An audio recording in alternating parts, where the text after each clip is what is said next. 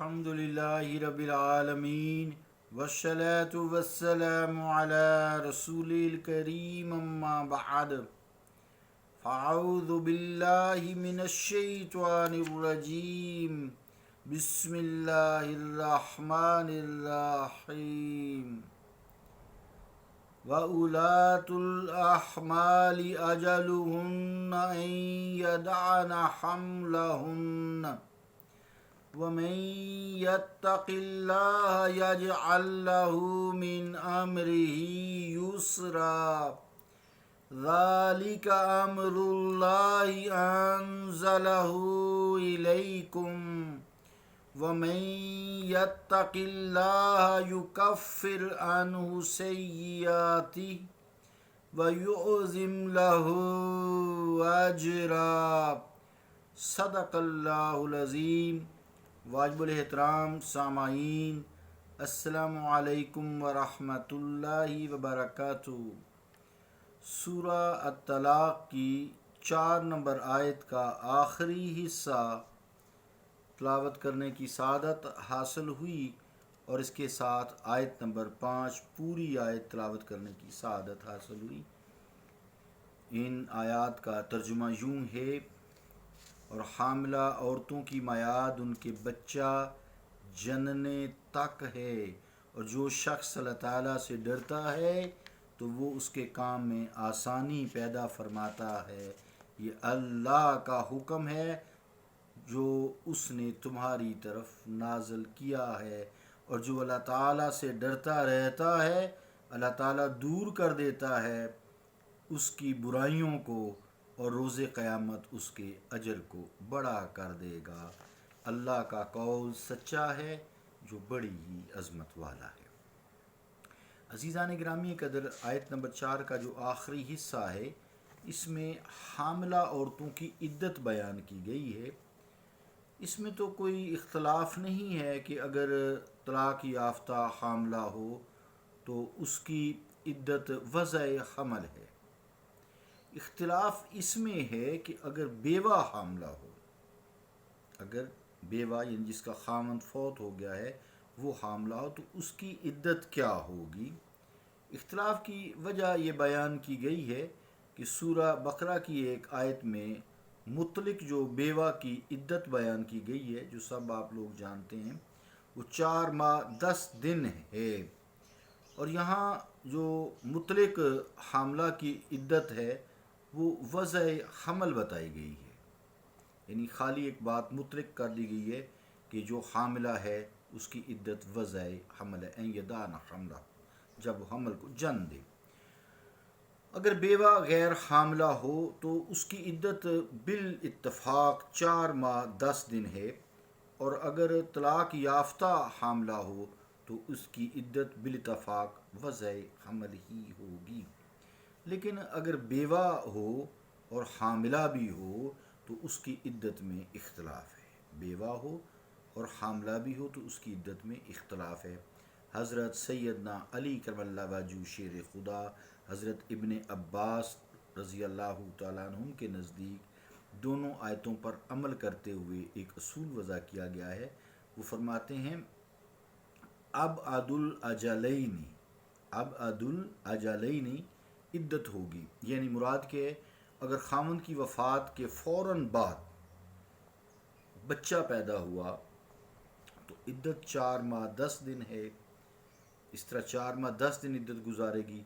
اور اگر مدت حمل 4 ماہ 10 دن سے تجاوز کر گئی، لیکن دونوں آیتوں پہ عمل ہو گیا نا، اگر مدت جو ہے حمل کی وہ 4 ماہ 10 دن سے تجاوز کر گئی تو پھر وضع حمل کے وقت اس کی عدت ختم ہو جائے گی۔ لیکن حضرت عبداللہ بن مسعود رضی اللہ تعالیٰ عنہ فرماتے ہیں کہ یہ آیت سورہ بقرہ کے بعد نازل ہوئی، یہ جو میں نے ابھی تلاوت کی ہے، اس لیے یہ آیت پہلی آیت کی مخصص ہے، یعنی خاص ہو گئی نا۔ پھر گویا 4 ماہ 10 دن اس عورت کی عدت ہوگی جو حاملہ نہ ہو، اور جو حاملہ ہو خواہ مطلقہ ہو یا بیوہ ہو اس کی عدت وضع حمل تک ہے۔ اس طرح کچھ کام آسان سا ہو جاتا ہے، یعنی 4 ماہ 10 دن اس عورت کی عدت ہوگی جو حاملہ نہ ہو، سیدھی بات ہو گئی۔ اور اگر طلاق یافتہ ہے یا بیوہ ہے اور اس کو حمل ہے تو جیسے ہی بچہ پیدا ہوگا، مدت کا خیال نہیں ہے، جیسے ہی بچہ پیدا ہو، جیسے فوری پیدا ہو جائے تو اس کی عدت ختم ہو جاتی ہے، وہ آزاد ہو جاتی ہے، جہاں چاہے مرضی سے نکاح، یعنی ولی کی مرضی سے نکاح کر سکتی ہے۔ اس قول کی تائید مختلف صحیح احادیث سے ہوتی ہے۔ امام مالک رحمۃ اللہ علیہ نے اپنے موطا میں یہ حدیث نقل فرمائی ہے کہ ایک دفعہ اس مسئلہ پر حضرت ابن عباس اور حضرت عبد الرحمن ابن عوف کے صاحبزادے ابو سلمہ کے درمیان گفتگو ہوئی رضی اللہ تعالیٰ عنہ۔ ابن عباس اب جو ہے، یہ جو میں نے ابھی پڑھا تھا دونوں، اب عدل اجلین کے قائل تھے، یعنی اگر فوری بعد وہ بچہ پیدا ہو جائے تو ہو گیا، اگر 4 ماہ 10 دن حمل کو ہو گئے تو پھر وہ 4 ماہ 10 دن گزارے گی۔ اور ابو سلمہ وضع حمل کو عدت کی انتہا کہتے تھے، جیسا کہ اس آیت سے ظاہر ہے۔ تو حضرت ابو ہریرہ رضی اللہ تعالیٰ عنہ نے کہا کہ میں اس مسئلہ میں اپنے بھتیجے ابو سلمہ کی تائید کرتا ہوں۔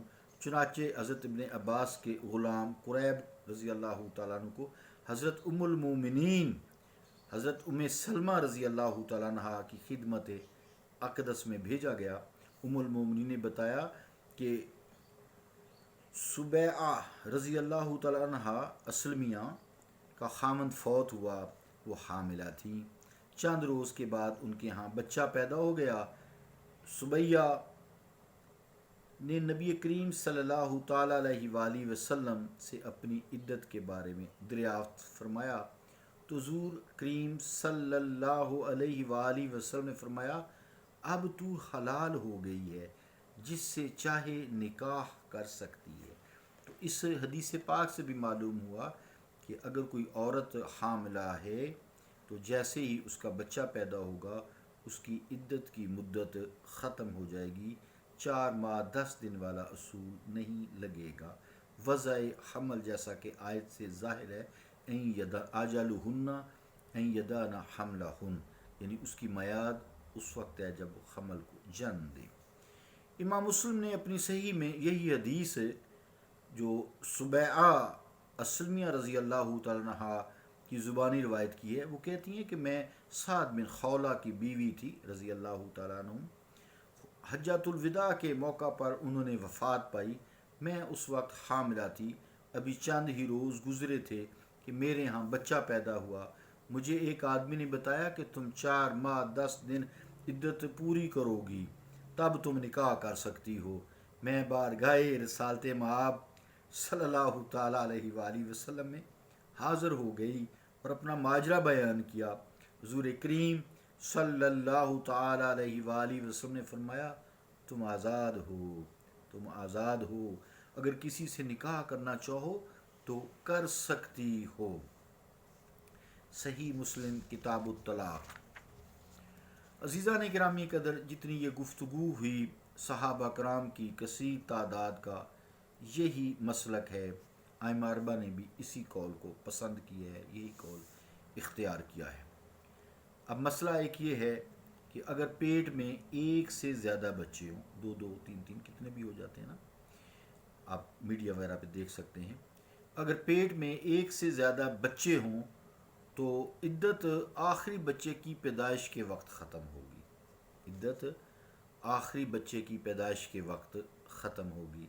اب تو آپریشن سسٹم ہے تو یہ اتنی دیر تو انتظار نہیں کیا جاتا اس وقت کے حالات، ایون دیٹ اب بھی ریموٹ ایریاز میں ایسا ہی ہوتا ہے کہ اگر پیٹ میں ایک سے زیادہ بچے ہوں تو عدت آخری بچے کی پیدائش کے وقت ختم ہوگی، کیونکہ ہر بچے کی جو پیٹ میں حفاظت کی تھیلیاں ہیں، تھیلی یا کورنگز ہیں، وہ الگ الگ ہوتی ہیں، ایک میں نہیں ہوتے 2۔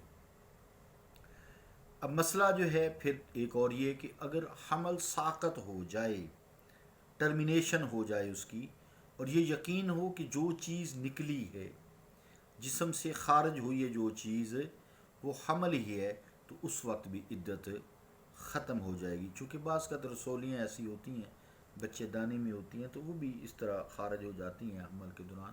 بلکہ جن عورتوں کو رسولیاں ہوتی ہیں بچے دانی میں تو ان کو کہا جاتا ہے تم حمل کرو، جیسے بچہ پیدا ہوگا وہ جو نکلتے ہیں ساری کورنگز وغیرہ تھیلیاں، تو وہ ساری جو ہے اس کے ساتھ ہی رسولیاں بھی نکل جاتی ہیں اکثر کے۔ عزیزان گرامی قدر، جو 5 نمبر آیت ہے آخر میں پھر تنبیہ فرما دی کہ بندگان الہی، اے اللہ کی بندگی کرنے والوں مومنوں، ان ارشادات خدا بندی کی تعمیل میں غفلت نہ کرنا، اسی سے ڈرتے اسی سے ڈرتے رہنا۔ اگر تم نے تقوی کو اپنا شعار بنایا تو وہ تمہاری مشکلات کو آسان فرما دے گا۔